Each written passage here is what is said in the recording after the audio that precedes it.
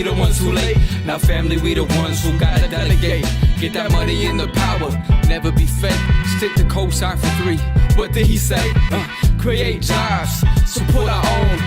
Educate the same and buy back your home. Got 3 degrees, triple 10. 3 PhDs, now we on the CNN. DBTV, let's talk about negligence. Ignorance is bliss, but we can turn it to intelligence. Believe none of what you hear, half of what you see. Let's break it down here on Dr. Boyce TV. Here we are. Hey, what's going on, guys? I hope you guys are having a good day. I'm Dr. Boyce Watkins from Your Black World and the Black Business School. And I wanted to take 1 second to come in. And first of all, I want to welcome you guys to the Black Financial Channel. This is theblackfinancialchannel.com. If you want to learn about finance and hear financial news and commentary from a black perspective on a daily basis, then make sure you subscribe at theblackfinancialchannel.com. So anyway, one of the things that I thought would be an interesting topic to kind of talk about is, the stock market in terms of why the market hasn't been reacting in a negative way to all the chaos that's been going on this week. A lot of you, unless you've been living under a rock, have seen just really a historic level of just chaos. I mean, just, the protests, which turned into some rioting and looting and burning buildings down. I heard about some, cops getting shot, some protesters getting shot. And I'm going to just tell you, I'm going to be honest with you, as a black man, I don't feel that black people are the ones who are connected to any of that. I don't think black people are the ones that are going to go out and start, taking out cops and blowing up, or burning down buildings and stuff like that. And so a lot of this basically is that, these protests are something bigger than just about, the death of George Floyd. Basically there's been a long-term battle between the far left and the far right, the fascists against the anarchists and the Antifa types, to basically try to destabilize, either whether it's democracy or destabilize capitalism or whatever. Now, you can feel how you want about all of that one way or the other, but my goal here is to help you have some understanding about what's been going on. A lot of you are investors. Everybody who's an investor who's in the chat, shout out, just say yes, say I, say me. Everybody investing for the future of your family. Just say something in the chat. Just say investor in the chat. Type investor in the chat. Let me know that you're investing for your family. Let me know that you're putting your wealth in the stock market or wherever you want to put it in real estate. You're putting it into your business. It's very, very important that we understand how a black agenda can differ from a liberal agenda, or how a black agenda can differ from a conservative agenda, or how a black agenda differs from anybody else's agenda, because your allies have an agenda that's different from you. And I think it's very important for black people to know this. Like, what we're fighting for is freedom, sovereignty, strength, and community. I think black people, we possess a few elements of our culture that make us liberal, but we possess some elements of our culture that make us a little more conservative. We're not into blowing up buildings and pushing forward with the LGBT agendas and things like that as much as everybody else.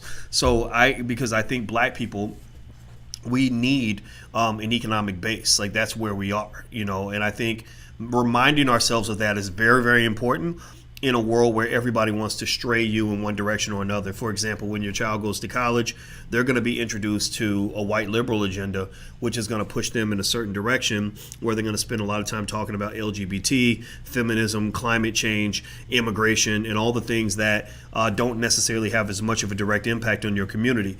What black people need, and this is my 2 cents, you can take it for what you want, is we need an economic base. All these other groups, Antifa and the leftists and the anarchists, or the Democratic Party, the socialists, they have an economic base. They've got billionaires like George Soros that are financing their agenda. They've got financiers for their agenda. The right, the far right, they've got an economic base. They've got billionaires like Donald Trump and the Koch brothers and others that are funding their agenda. Black people, I ask you this one question, very important question. Who's funding your agenda? Who's really funding your agenda to the tune of billions of dollars? Sure, I know Jay-Z might spend, $50,000 bailing people out of jail, but I'm talking about who's really funding your agenda at a stratospheric level. You don't have that. So the number one thing that you need in order to build community strength, Dr. Claude Anderson talks about this all the time, And you need an economic base. You need investors. You need wealth builders. You need to own your neighborhoods. You need to own stocks so you can have a piece of America. Instead of feeling exploited by America, you can benefit when America benefits. That's what share ownership is all about. And also, you should have businesses. We need at least 1 million of our children trained to be entrepreneurs in the next generation, because these million children are going to create 10, 20, 30, 40 million jobs that are going to allow us to feed the whole hood. We're going to feed the whole community, as opposed to integration, where you can only feed one or two. You can only feed the Negro who got the job while everybody else sits outside and starves. We're not trying to do house Negro, field Negro kind of thing. We're trying to build a house for everybody. Do you get what I'm saying? Give me a yes in the chat if you get what I'm saying, if you agree with any of that, and if you can get on board with any of what I just said to you, because I want to make sure we understand why we're doing things before we understand the what. So anyway, do me a favor, hit the thumbs up button, share and subscribe button. If you haven't learned to buy your first share of stock yet, just go to firstshareofstock.com. I can show you. Takes 10 minutes. Video's free.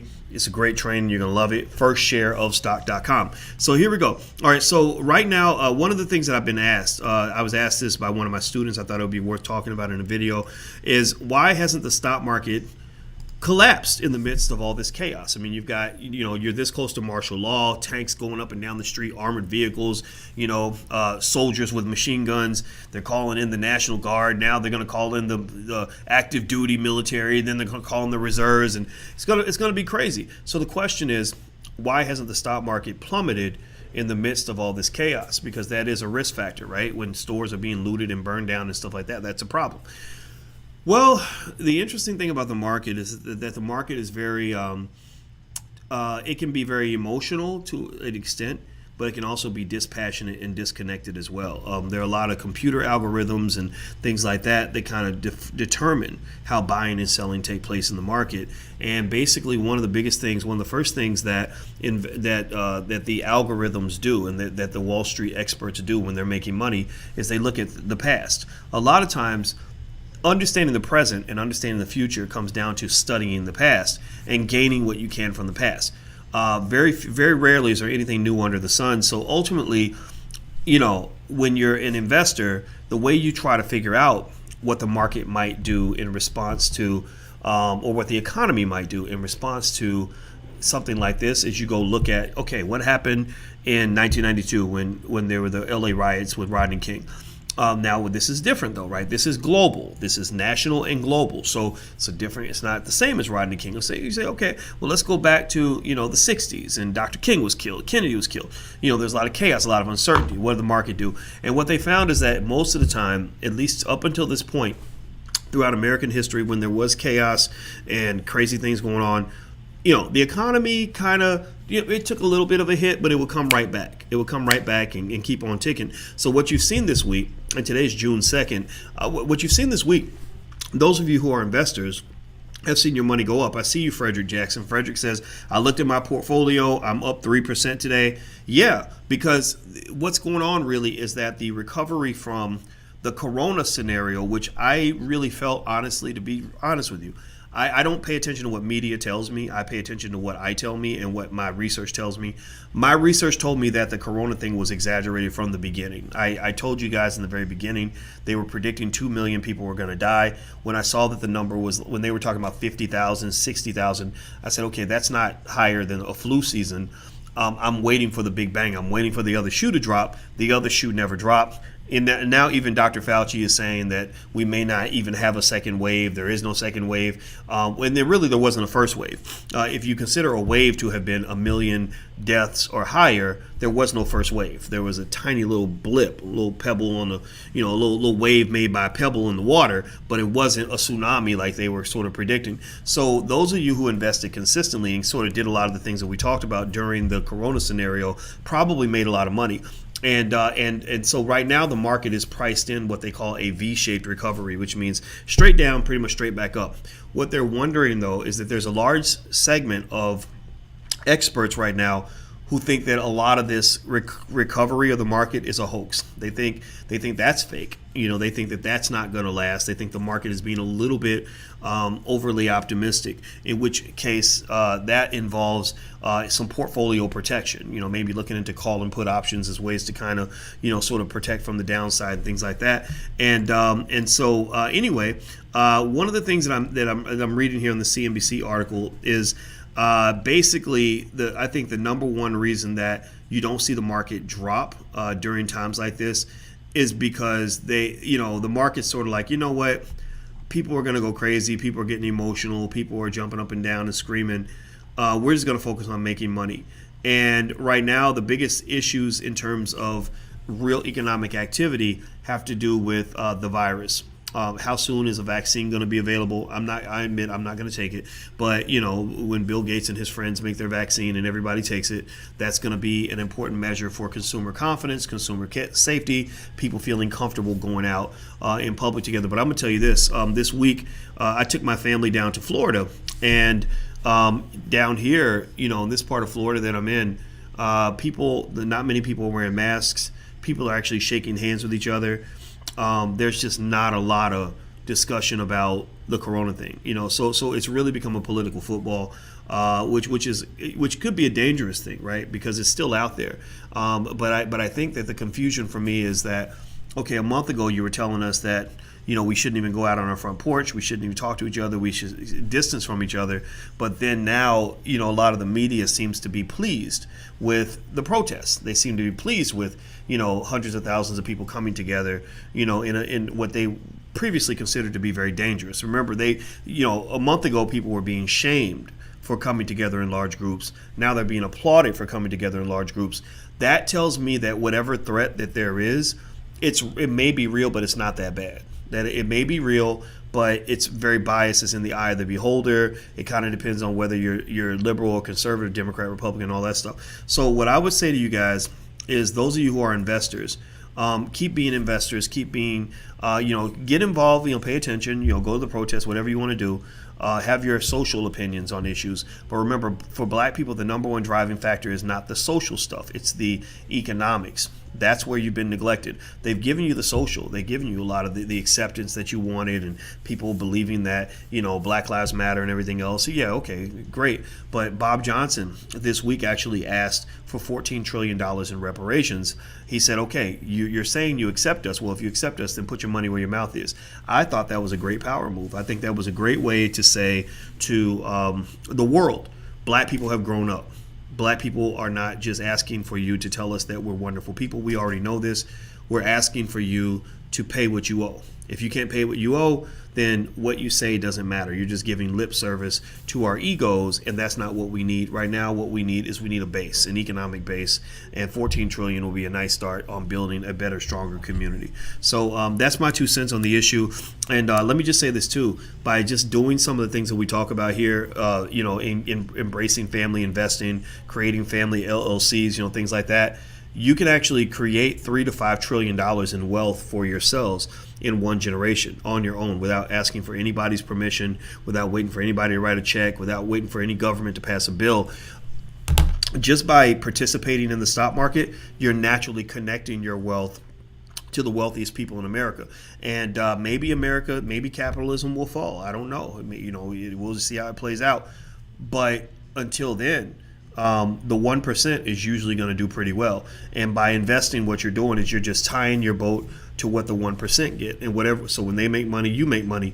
I'm not as mad when Amazon is worth another $100 billion if I'm an Amazon stockholder, and now my family's net worth goes up because Amazon's net worth goes up, right? And all the money that we're putting into, shoes and clothes and cars and everything else, a lot of that money could be invested toward the future in small amounts. Fast food money, a percentage of that could go toward building a great future. Just by investing consistently the amount of money we spend on fast food, that amount of money, if you match that and just invest as much as you spend on fast food, your family would be financially secure within one generation, and probably close to millionaire status. Seriously, like if a parent had a child that's 1 year old and they said, whatever amount of money I spend on fast food, I'm going to put it in the stock market. And if they did that consistently over 30 years of that child's life, then they would be able to hand that child a check for maybe $250,000 or $200,000, which would actually put them in a position where they are part of the 10%, maybe even the 1%. And then on top of that, if you then send that child to a camp or something where they can learn how to start a business, then they're going to be able to see where the money is. They're going to see where the opportunities are. They're going to know how to navigate. They're not going to be searching for jobs. They're going to be searching for opportunities. And then what they'll do is they'll take that $200,000 and turn it into $1 million. So that child will be a millionaire. So I encourage you, again, I repeat this 1,000 times because some people don't hear it. I want to make sure everybody knows this. Before you send your child to football camp, basketball camp, cheerleading camp, send them to some sort of financial camp. Send them to some sort of scenario where they're going to learn the pillars of wealth, the ways that people make money, how to position themselves to be economically strong so they can actually at least build a family economic base before they get distracted by all the other stuff that's out here. So that's my 2 cents. That's my belief. That's what I've seen from the research I've done for many, many years as a finance professor. This is my life. This is what I do. This is what I know. So anyway, I'm out of here, guys. Do me a favor. Hit the thumbs up button. Please hit the thumbs up button right now if you haven't done it. If you're on Facebook watching, please share this to your Facebook page. Twitter, please retweet. Also, if you haven't learned to buy your first share of stock, you can go to firstshareofstock.com. That's firstshareofstock.com. It's totally free to learn how to do that. Also, if you want to enroll your kids in our Black Business School for Children, it's really, really good. We teach a lot of areas of wealth. It's extraordinarily good. Feel free to go to blackmillionairesoftomorrow.com. That's blackmillionairesoftomorrow.com. Somebody type that in so everybody can see it. blackmillionairesoftomorrow.com. So I'm out of here, guys. Take care, and thank you, Rufus and Nico, and I see you guys in there. What's the name of the companies you used to name that we can invest in? I can't even read that, W. Luckett. I'm sorry. I think you got a typo or two in that sentence. But either way, though, if you want to learn more in terms of what I'm doing with my students and showing them the stocks I'm buying, things like that, then feel free to go over to the Black Business School and check out the Black Stock Market Program, theblackstockmarketprogram.com. The first month is $1, so give it a try, theblackstockmarketprogram.com. There's 100 hours of curricula. There's all different kinds of stuff in there about what I'm buying and stuff like that. So you can feel free to try that out if you want to learn more. So I'm out of here, guys. Have a good day, and I'll see you soon. Take care. Bye-bye.